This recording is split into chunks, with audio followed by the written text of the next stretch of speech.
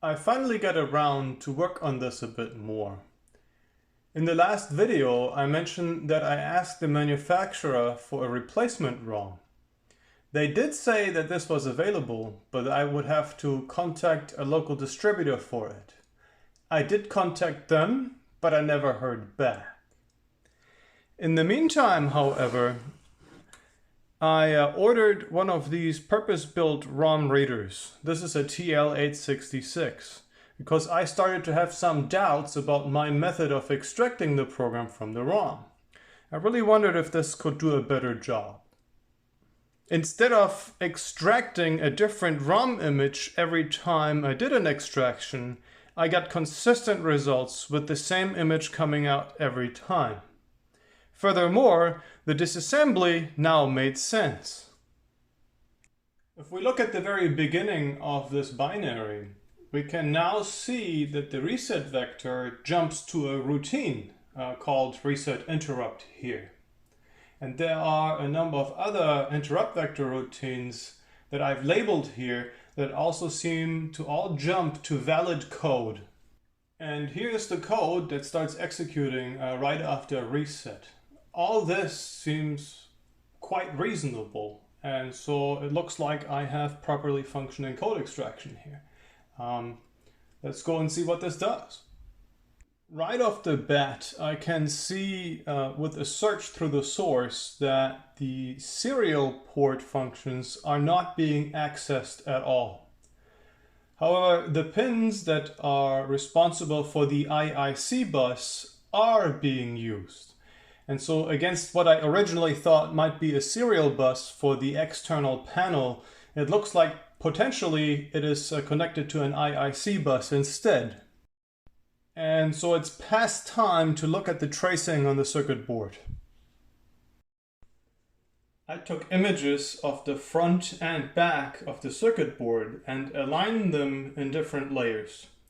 Together with changing around the active color channels, it is usually possible to get a combination with which the traces of interest are visible.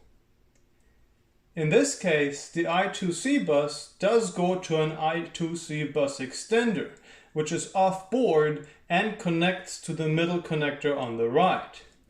The top connector on the right goes to the DB9 connector on the case, which is supposed to receive the front panel. So the front panel does indeed connect to the furnace via I2C.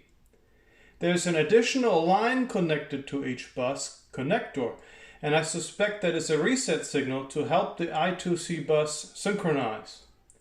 There is an extra connector on the bottom right, which is, it seems, also an I2C bus, but it is not connected in my furnace. It also uses different pins on the microcontroller, so this is a separate I2C bus. So I'll be looking out for this in the code to see if both buses get reset at the same time. This processor family is difficult to support for reverse engineering utilities. And in this case, I switched back and forth between Binary Ninja and Ghidra. I really like the community on the Binary Ninja Slack channel. So when I came across some instructions that were not documented, it was very easy to contact the author of the processor architecture plugin for Binary Ninja and ask for advice. I could not think of anybody else who would know more about the architecture than the person who adds support for it to the disassembler. He goes by the name of Amtal on the channel. Here you can see access to register 92 hex, which I could not find documented anywhere. The developer was very helpful, stating that he also did not know what the register does, but made some improvements to the loading plugin and also provided me with a custom loading script for my particular processor. That was very kind. I proceeded to ask in the reverse engineering section of Binary Ninja Slack to see if anybody else had an idea what this register was for. Both Amtal and another member going by Zino pointed out that what I'm seeing is consistent with bit errors in the ROM. So a little while back, I got this programmer here to read these small BGA 64 chips for a reverse engineering project that I was hired for. This didn't work very well, and I couldn't tell whether it was the reader or the chip, and eventually I got this particular reader here, which works much better. If there is a bad contact of any sort on any of these pins, the reading software will tell you about that. And so I was able to work with this particular unit much better than this other unit here, which I originally thought was going to be the better one. But of course I had forgotten that I had this, and I ordered the TL866.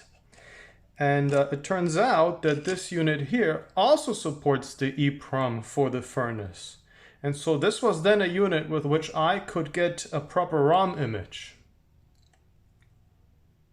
Again, I got self-consistent reads, but this time all the errors which I thought were instructions special to this chip went away. The next step would have been to get yet another ROM reader. Zino pointed out that EPROMs oftentimes yield better results when the reading voltage is varied. He pointed me to both a video about that as well as a piece of hardware which can do this automatically to read sketchy ROMs.